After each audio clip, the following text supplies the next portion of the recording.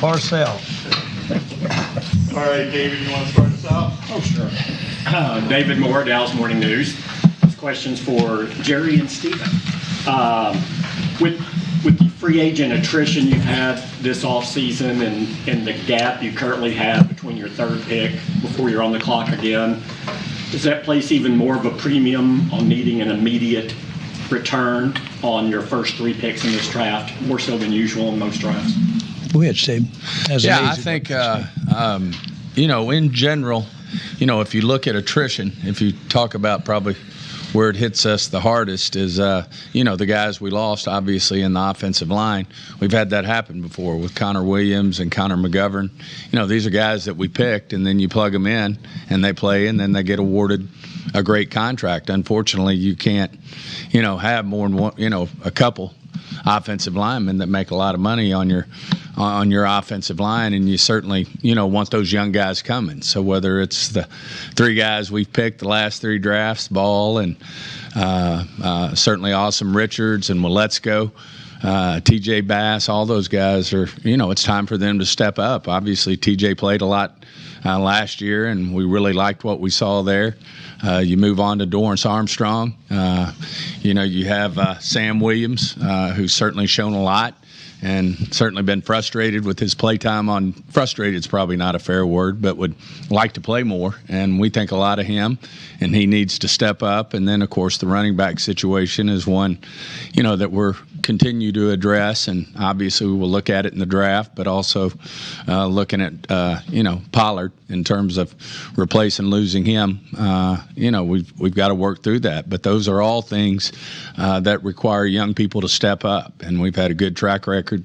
As I mentioned, Connor Williams, Connor McGovern stepping up. Obviously, Tolbert, it took him a year, but stepped up and played really well, and I think he'll take it to another level this year. Certainly Mike can speak to that. And I'll also add to that, candidly, without any way being defensive, we're very proud of our personnel, very proud of this roster.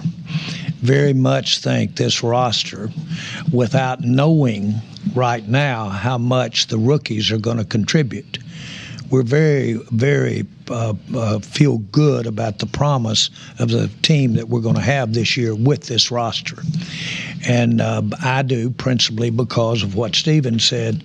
We will have young players step up, no names, that become names, because names have left and are off the roster, and so those guys have got to step up. You cannot play and run a team in the NFL without counting on this dynamic going on. And so we do feel good about these guys coming in. Is it ambiguous?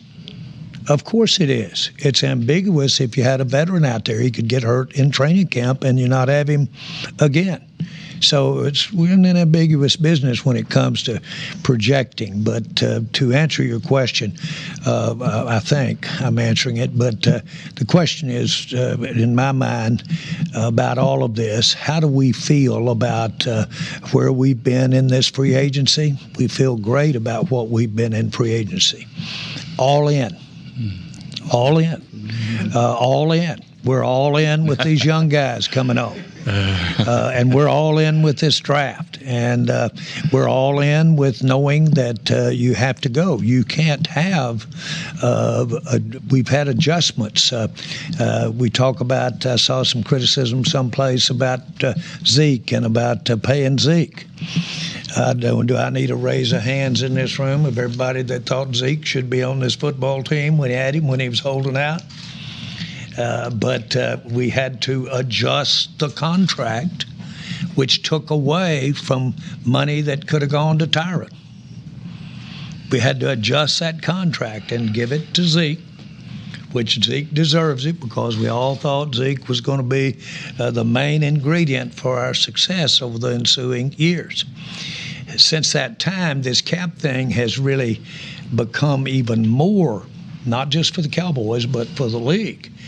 And, of course, you've seen a little diminished or not interest, but diminished emphasis in the cap in the running back area. And what diminishes it is availability. Availability because there are others that can carry the ball.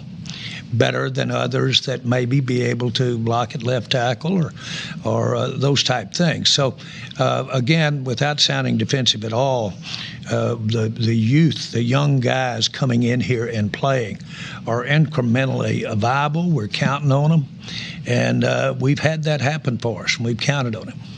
That being said, because there wasn't a lot of action in free agency, I know you feel good about your guys. There's more excitement of going into this draft because this is your next chance to improve the roster from last year. Well, I know that I don't know when I've ever been in a draft that I didn't feel like the players we were drafting are going to be on the field for us and making significant contribution. I don't know that I've ever felt that. But today, you have to have rookies contribute, or you aren't getting the value that you need to have. These are your lesser paid as far as the other relative to veterans. They're going to the good ones are going to get paid to have other days of more pay, but that's got to meld in with the overall management, or it doesn't work. Because you've got 10 players getting 70% of the money. So you've got to have youth, and you've got to have those players that fill in there, and how you fill it in is going to be the difference in the future, and frankly probably has been if you look at it across the league. Yeah, I think it's a great opportunity for these young people, whether it's the draft, coming in here without having, which we've done at times in the past when we obviously brought in a Cooks and you bring in a Gilmore. It makes it hard for some of these guys to come in and play and beat those guys out. Obviously, there's going to be some opportunities. And, we do have some guys who didn't play for us last year. An Overshone, a John Stevens, who was on his way to making this team before he tore his ACL. You have a Diggs who you didn't get to play. You didn't see play but a couple of games last year, so we're going to have him back. So there's a lot of different moving parts that we didn't have that were a part of this team in addition to the draft. And, of course, when we make these draft picks, they're going to have great opportunities to step in here and play. And, you need to have that happen to complement what you already have on what we feel is a really strong roster. Stephen Jerry Tarks with ESPN. Track record of first-round success with offensive linemen since Tyron, Travis Frederick, Zach, and Tyler Smith.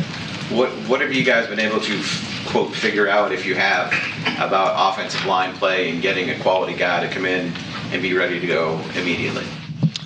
Well, I'll start. It's great to be drafting a position when there's a lot of them, quantity. If you're where we are, of course, at the 24th pick. But my point is, if you can go in and it happens to fit need, and there is a long numbers of them in the draft, that's fortuitous. That's a good thing to have happen. So that's very good. Secondly, for me, I was an offensive lineman. They're always the smartest, the best looking, and they're the ones that end up owning the teams. And so it's fun to be able to pick a good offensive lineman. Well, I think the communication, too, is outstanding between our scouting staff and Mike and his staff, Will and his staff, in terms of really getting on the page as to what we want in a Dallas Cowboy offensive lineman. And, there's guys up there that some people have higher than others. Everybody's got an opinion and certainly a feel for what would fit with their group. And I just think we do a great job of going through, all these guys and really communicating back and forth. As Jerry and I sit there and, ask questions and get input as to, what would be the difference. I mean, obviously, when we drafted Tyron Smith, you had a Salder out there, you had a Costanzo and guys like that who, everybody had rated different. Turned out it looks like, between the communication that we had between our personnel department and our coaching staff, we were able to get what we feel like was the best guy out of those three, and we liked all three, but we liked Tyron better. So I think that's an important part of this. We want to draft a Dallas Cowboy offensive lineman that fits in the room with a Zach Martin, with a Tyler Smith, with a Terrence Steele. You want that guy that you pick to be a guy who's going to go in that room and be accretive to what we're trying to get accomplished there. And I think certainly I think we've had great work put into this process. And as Jerry said, it's certainly fortuitous when you look up, and probably one of the deeper positions on this draft, I think unanimously, is the offensive line position. One of the advantages that I have is that, seriously, sitting right next to me within foot kicking distance is our head coach, Mike. And I don't have anybody that I respect any more about evaluating an offensive lineman, or for that matter, how important that is to this team this year. So I couldn't have anybody that I'm lining up even more. Got Will sitting about where Clarence, you're sitting about far across the room. Got Steven sitting here, and so we got a good hold on this thing right here. And Mike, I'm not running the show here, but seriously, I'd like for you to talk about offensive linemen, because I know you're going to be kicking him. He wore me out. He wore me out last year on an offensive lineman that we ended up not taking. So.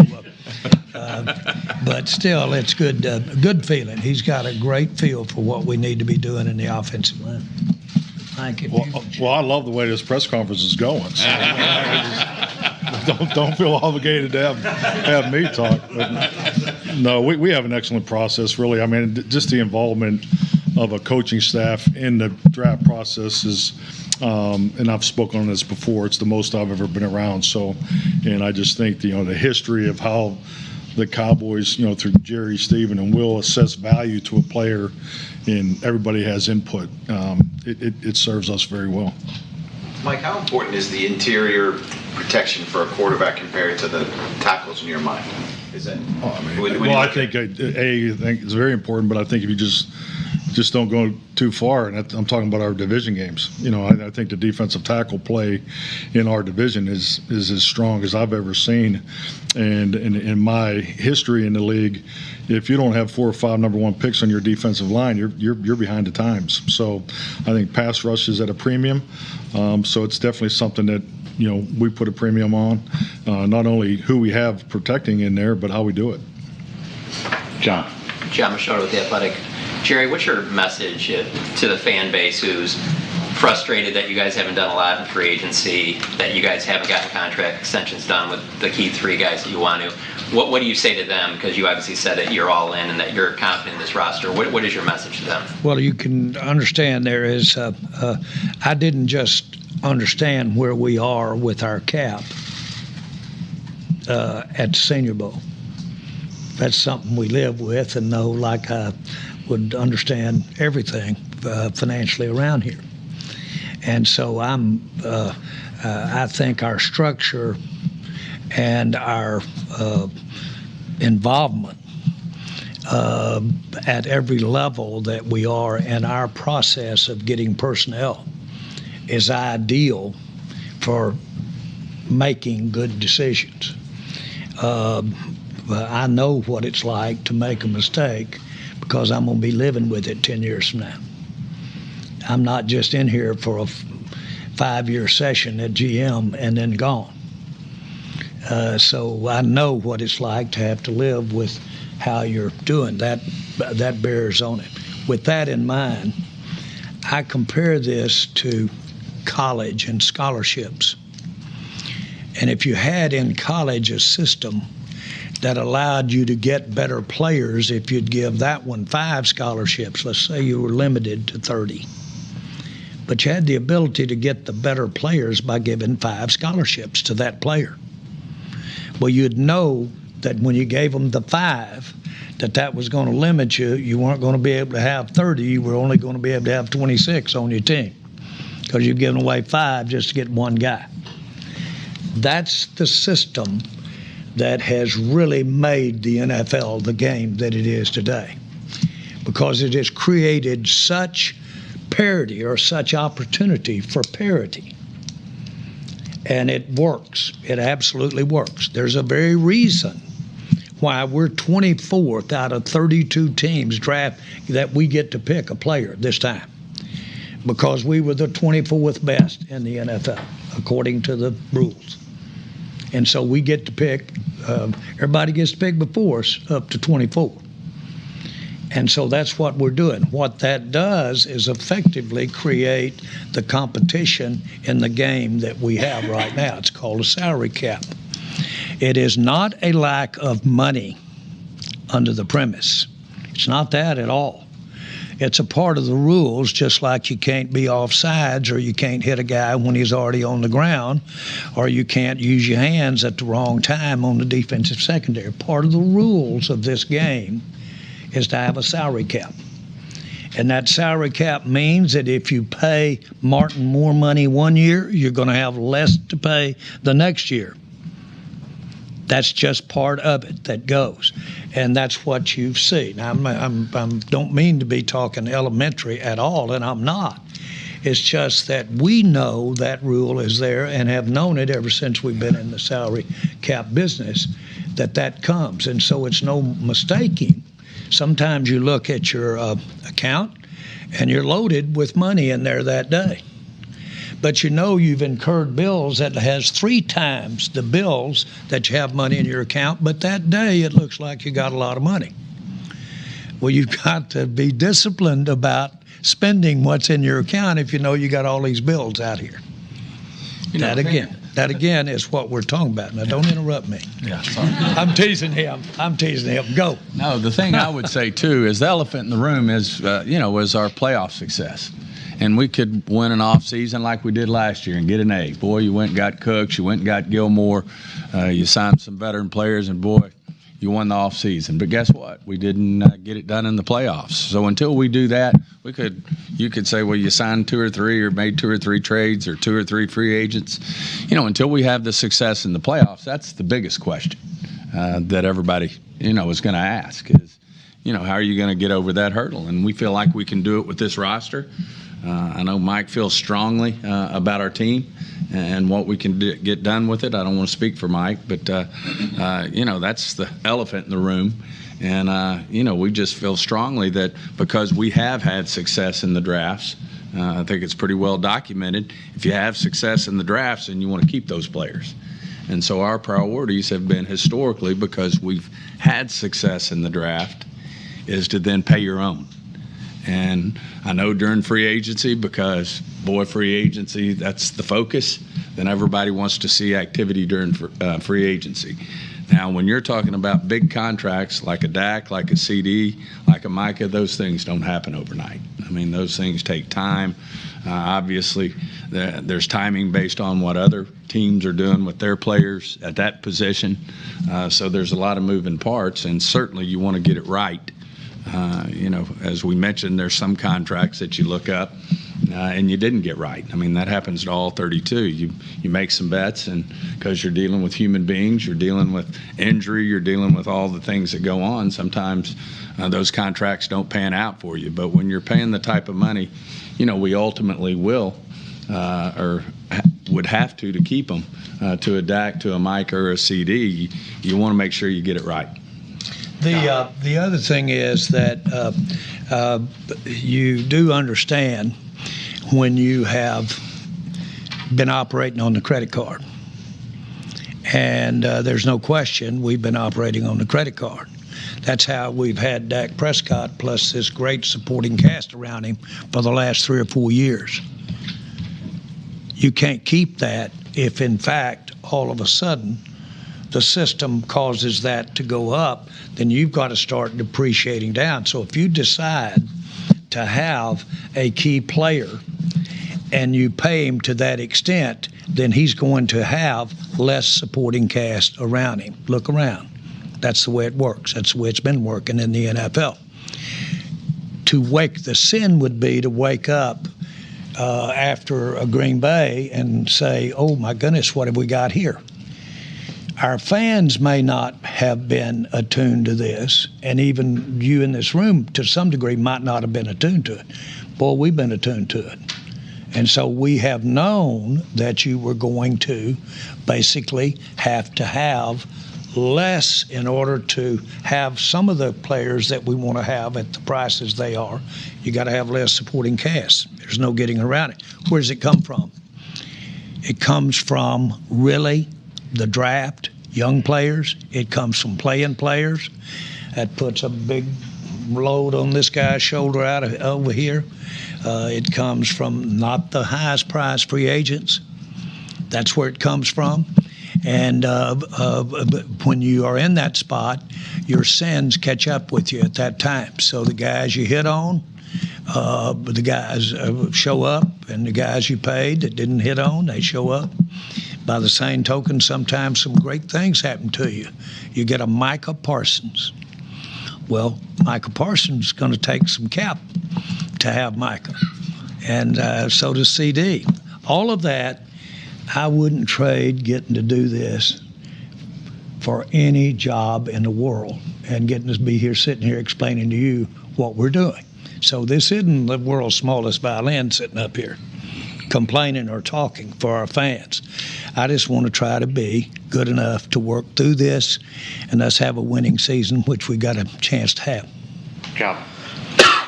Dallas News. This is for Jerry and Stephen.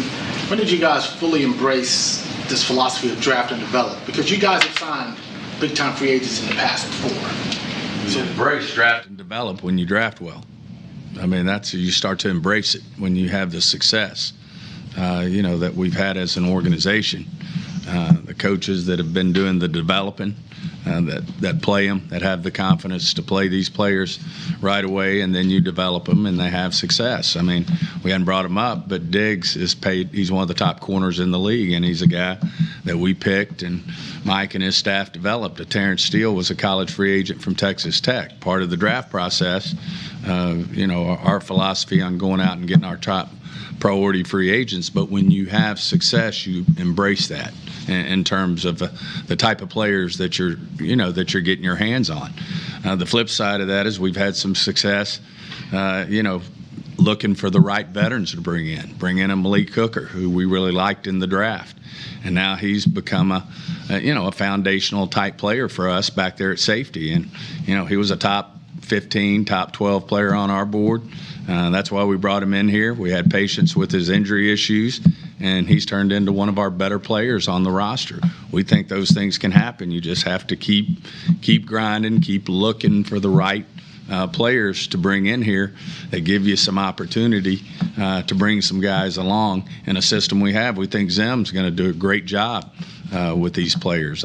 Hats off to Dan. He had a great run here, but I think Zim's going to bring an edge. It was something Mike wanted in terms of bringing Zim in. He thought we needed, that edge there, and I think he's going to bring that to this defense and bring some guys along that I think will really help us out in terms of where we came up a little short, stopping the run, that type of deal, in our big games and the playoff game.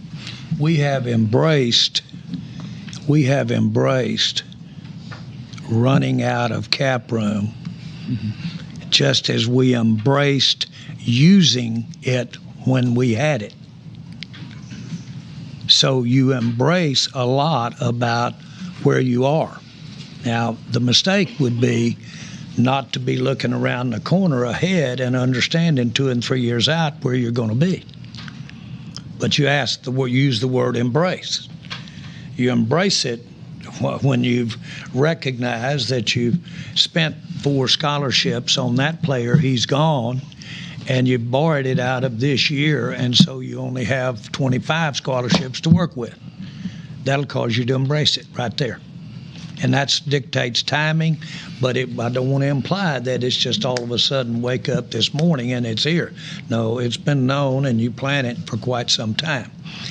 Everybody that's ever run a business really gets that.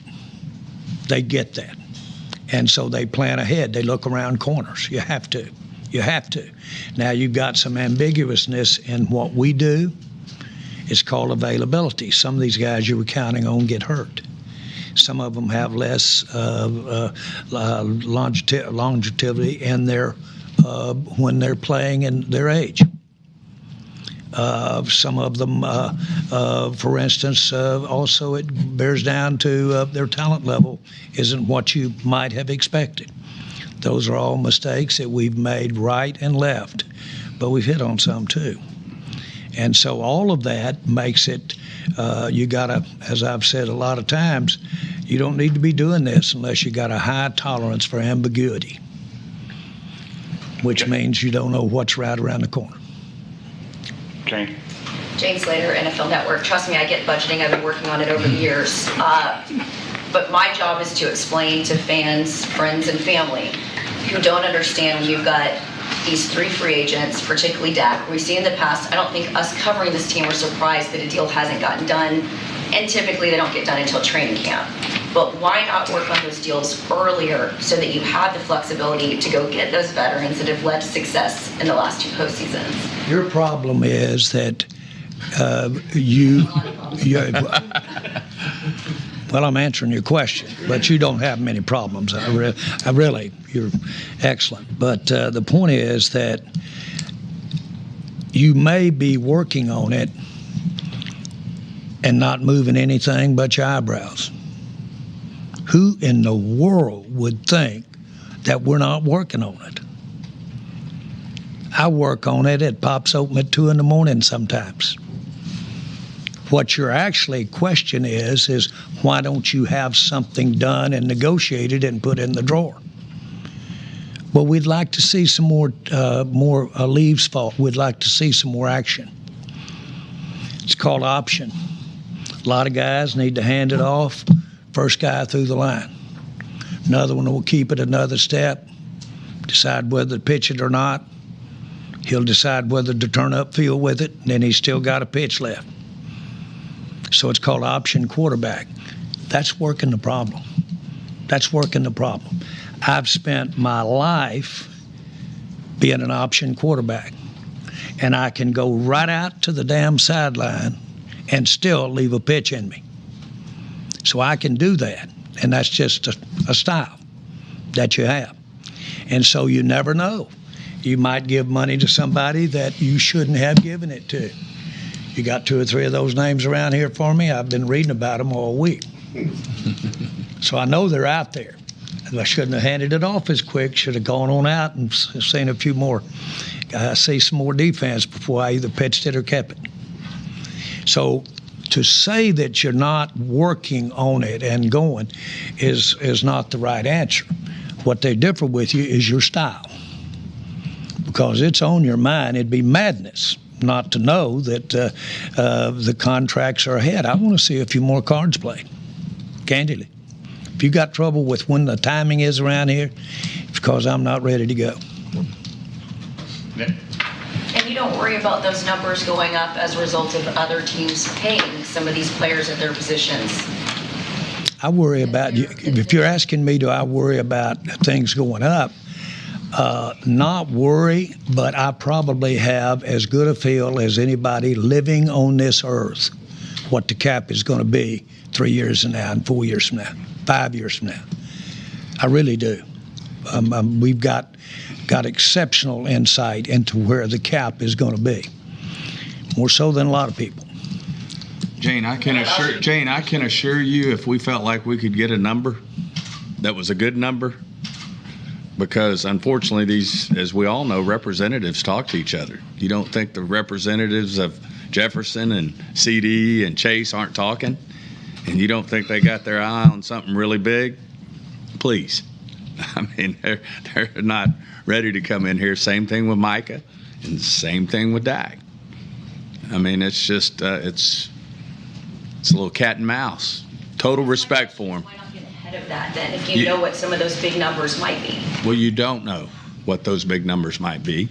And as I said, if you really, your gut feel was, if Jerry's gut feel was that was a good number, then you would do it. You're say get ahead of it as though you knew the answer. And one reason you're not doing it is you may not have the answer. You may really need to see if there's more cap room. You might need to see if you're going to get somebody else signed. Or you really right then might not even have the money, under the cap, of course. So I guess what I'm trying to say is timing is obviously as important as the principal amount. And sometimes timing keeps you from making a mistake. And that's not just football. That's not just a salary cap. That's any decisions that you've got to have some ambiguity up to a bright line. The bright line's when it's done or gets done. And of course, in all due respect, the players, coaches, commissioners, everybody's listening to their music too when you start talking about this thing called pay. Okay? Sponsors, we all look at those things. So it's not boy, they should have done that last week because the price of tea in China went up. It's not the way you do it, frankly. Certainly not the way we do it, and I've seen criticism about that we wait too long to sign players or those kinds of things.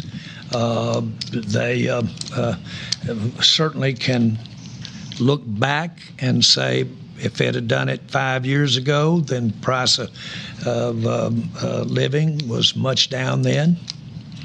Okay, well, that might be the case, but we might have been waiting to see how a couple of players played and whether or not we want to keep them or not. Again, no decision is singularly based on that decision, just that scope, that person, that pay. Because of the nature of the cap, it affects everybody down the line. So that has a big bearing on it, too. Nick Harris, DallasCowboys.com. A couple of questions. First, a handful of picks that you guys are missing in the middle rounds. Is there more of an intrigue to potentially get on the phone and trade back if your guy's not there at 24? Well, I'll say this. It's very likely to have an opportunity to do that.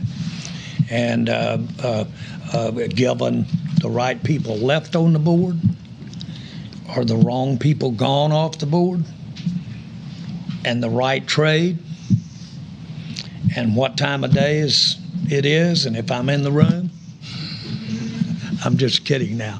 Okay, really, there's a lot of variables here as to whether you'd go up or down, and I'm not trying to be cute there. Obviously, we'd like to have some middle round picks, but by the same token, Michael Parsons might be sitting there with that pick. Now, do you want to go for some more picks or do you want to nail it? Second question for Mike. In your evaluation of all the running backs in this draft, how confident do you think that there is a guy that you could bring in that could be a starter potential? Well, I think the biggest thing is, when you look at these young players, I deal in the realm of adding quality players at every position for the competition. I don't ever succumb from the, obviously this has been an outstanding financial conversation you all have been having, but my job is really, and what it's always been is as a coach, you live your life on 6-month intervals, and it's really about improving the football team. And that's what this really comes down to. The most success I've had in this league as a head coach was the most injured football team I've ever coached. And then also lost 3 starters in the first half of the Super Bowl. So I'm about developing that whole 90-man roster. I hope we can get one of these running backs. It'd be great to add it to the room. But I don't believe in, these draft picks are just absolutely starters. I don't succumb to an 11-man roster because it's not the reality of how this thing works. And I think the fact that we're in a 17-game schedule, it's even more exemplified in that. It's going to take them all to get to where we want to go to. I do know that for a fact. So and I'm not just trying to avoid the question. So whether it's running back, offensive line, defensive lineman, corner, we do a great job of putting a lot of time and putting value on all these players. It's our responsibility that when they come in here, that through system, instruction, draft and develop program that's in place, that they are the best they can be because they're just a part of it. They're just a part of it, and that's the reality of all this. It's exciting. The question earlier, yeah, I mean, the draft is exciting, but once the draft's over, the reality is, okay, now where does this young man fit? And then how we get them trained? And then when that rookie orientation goes on, how do you get those rookies to fill the gap between them and the veterans? That's every single year at this time. So this is exciting because we know we're going to be adding guys to our locker room. And but what's most exciting for me is what's been going on here, and this is day number 6 of our off-season program. I get to go to the meetings. I get to watch these guys work out legally from my window because you're not allowed out there, but just so you know. So I get to see the development, and I get to see where the real improvement's going to come. The most improvement of our football team will come from the 62 men that are already here working, and that's just the facts. And that's the way it's always been. So I hope to God there's a Micah Parsons or some impact player that comes in as a rookie and helps us. That would be a bonus.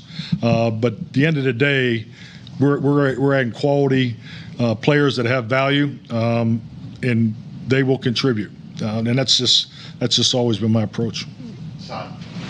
Sadi's of The Athletic. Jerry, you just mentioned that you guys are always working on those deals and things like that. The other day, Dak said that real talks haven't even began. So, how do you kind of interpret those comments, and what do you think his perspective is on that? Well, I first of all respect how Dak handles his business, period, as much as any player I've ever been, any person that I've been associated with. So that's it. I think that we should realize that talks, quote, talks, don't necessarily is not a barometer of whether you're close to a deal at all.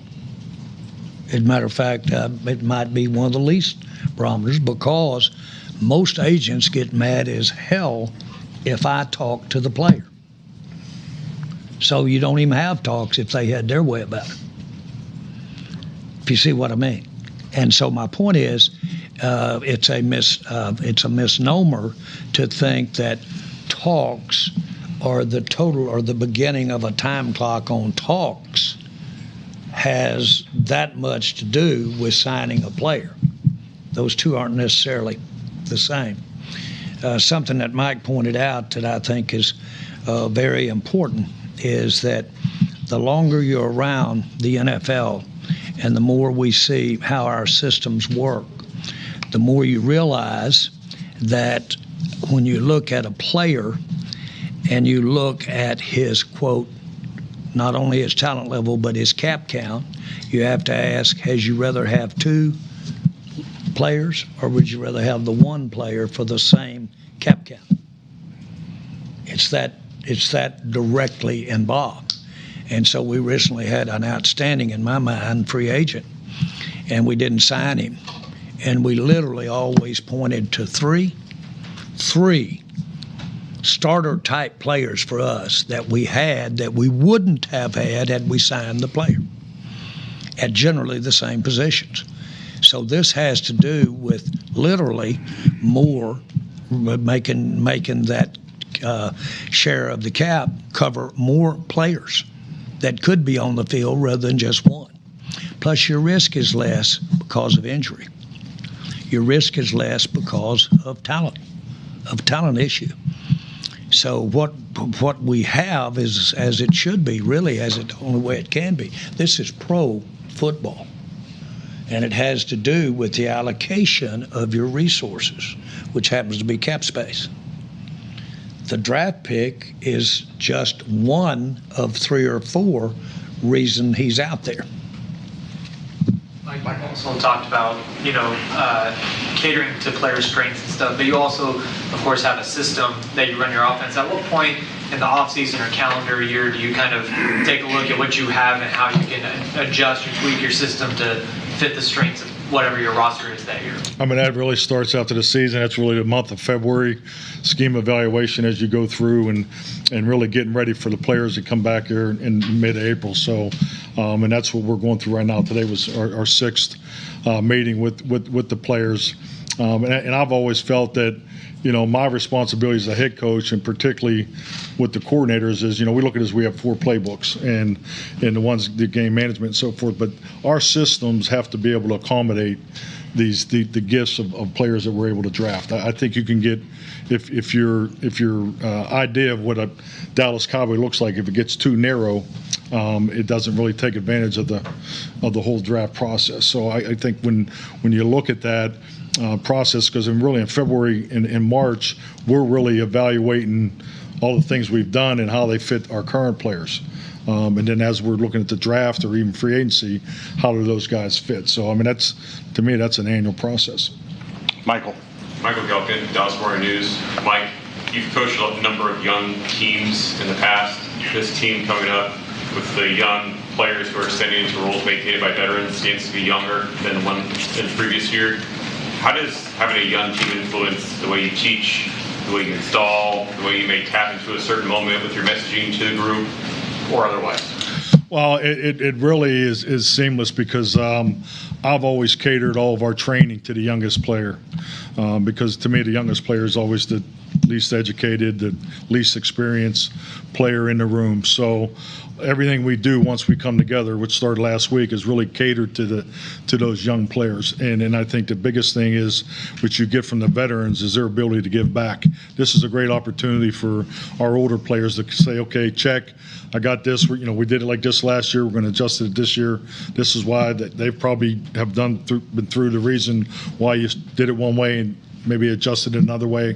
So that part has never been a challenge, and it's probably really goes back to the beginning of my head coaching career, because that's all I know is draft and develop. I lived in it at an extreme level in the early days. So something I'm very comfortable in, and that's where really the ability for the team to make its biggest gains will come from these young players that are here. Scholar. Scott Dixon with BAP. Jerry, you mentioned Zeke and having to pay him in 2019, and last year when you all got a deal with Zach and got him in, you alluded to the motivation being, we feel like we've got a Super Bowl roster and Zach needs to be here.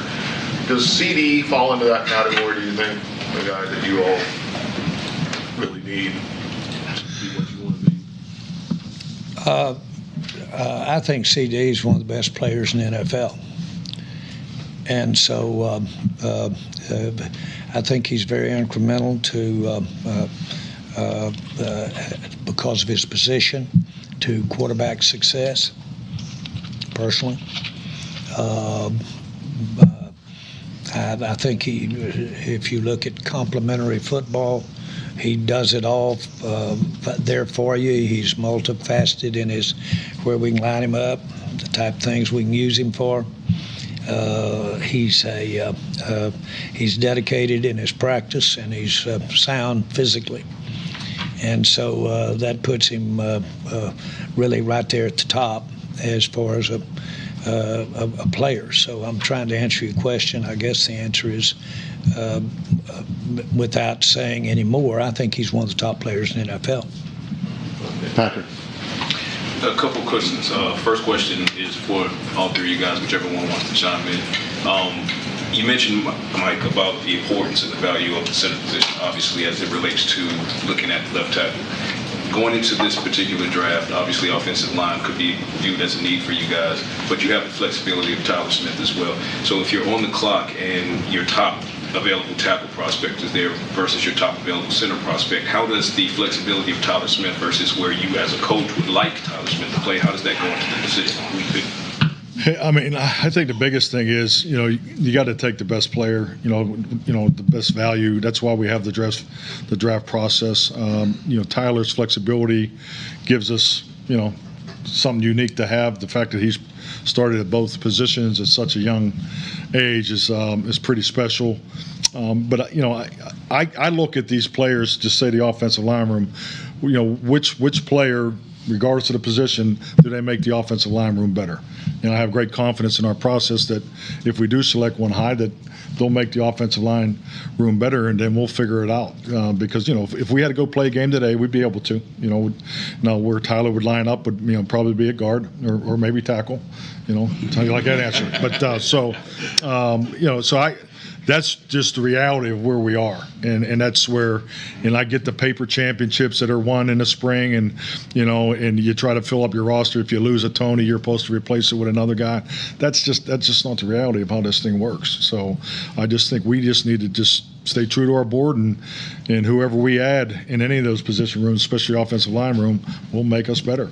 And for Jerry and Stephen, both of you guys have spoken obviously favorably about Dak Prescott. Stephen, a few weeks ago, you said that you still see that there is improvement, that a ceiling that Dak hasn't hit yet, which is promising because it shows he has more room to grow. Jerry, when you were asked about potentially drafting a quarterback, you said, quote, they could be the best thing since ice cream, can kind of bet on the Cowboys not taking them in the first round. How do you guys balance knowing the value and knowing that you want Dak Prescott here for the future, also knowing that you gave up a fourth-round pick to get Trey Lance in to develop, with potentially a scenario where a high-priority quarterback is staring you in the face? I'll start it. We want Dak Prescott. So that's that. And there's no question that Mike's focus, not that he didn't have focus, but how he improved last year, and I give Mike a lot of the credit for it. That improvement demonstrated to me there's more as far as ultimately winning what we're trying to do here. So your question nails it for me. We want Dak, and we think that there's room for growth. He is absolutely unsurpassed as far as what he is as an individual, his work ethic, what he brings in the leadership, everything about what you would think about as quarterback. And so he's got that. He's had a few hits, but everybody else has too. And so then you get into the $64,000 question, and that is with all of the risks that's involved and what have you, if you look around the league, the teams that have really made that big-time commitment we have in light of where we have committed in the past. We have that to add to whatever we do with him. And so it's a double whammy. We've got a lot still from seasons past that we have to add to that. And so all of that presents a challenge. You wouldn't even have a response if we were in a different place relative to the cap. If you are a team that has a lot of cap room, and then you have a quarterback for a little while that is well underneath in his rookie contract, San Francisco last year, us with Dak early, after we had Romo, and boy, we had a lot of credit card use there on Romo. Well, Dak came along, so we didn't have to have it, and so we were able to absorb that money and still keep talent around him. So Dak has enjoyed in his career that we're proud of some of the best supporting cast that you could put around him. And to move forward, we're going to have to diminish that. That's a fact. That's the rules. And so that's our challenge, and to make it work out. Dak, quarterback of the Dallas Cowboys, I can't even blink on that one. Last one, Garrett. You want to say it, Stephen? You can. No, I would just say you mentioned we don't, have those mid-round picks, a fourth-round pick, and that's probably where we would have been looking for a quarterback. And when we made the trade for Lance, these quarterbacks go early. When there's a need for them, they go earlier than you think they should. And when we were able to use a 4th-round pick, which we would have been looking to add depth. Now, I want to say this about our quarterback room. I mean, Cooper Rush go 5-1 in this league. I don't care, what team you're playing on. That's impressive. And so he's shown that he's more than capable to be a winning quarterback in this league. And, to have Trey Lance sitting there, right now, our cup runneth over.